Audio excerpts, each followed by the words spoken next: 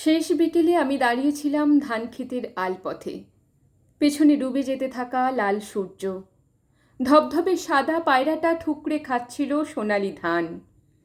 তুমি তাকিয়েছিলে আমার চোখে। হঠাৎ হাত বাড়িয়ে অস্ফুট বললে, তোমার হাত ছুঁতে চাই। আমি অবাক চোখে বললাম, শুধুই ছুঁতে চাও নাকি ধরতে? ছুঁতে।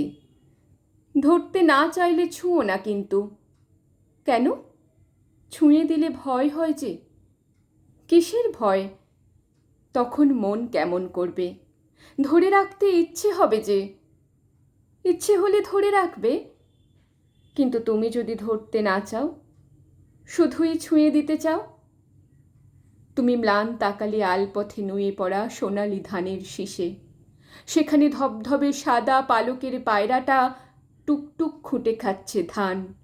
দূরে আরও রক্তিম সূর্য, অথচ তোমার চোখ ধূসর। তুমি আনমনে বললে, তাতে কি, তুমি ধরে রাখবে। একা একা তো ধরে রাখা যায় না। চাইলেই যায় না।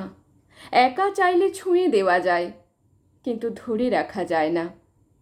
তাহলে ধরে রাখতে চাইলে দুটো হাতকেই পরস্পরকে আঁকড়ে ধরতে হয় শক্ত করে। তুমি হঠাৎ চুপ করে রইলে, তারপর ক্রমশই গুটিয়ে নিলে তোমার বাড়িয়ে দেওয়া হাত। আমার হাতের উল্টো পিঠের কোষগুলো যেন দীর্ঘশ্বাস ফেলে নিস্তেজ হয়ে গেল। হয়তো ওরাও তোমার স্পর্শের অপেক্ষায় উন্মুখ হয়েছিল।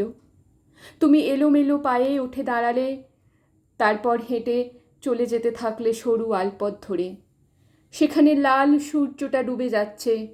তোমার পায়ের শব্দে সোনালি ধান ফেলে উড়ে গেল সব। উফ।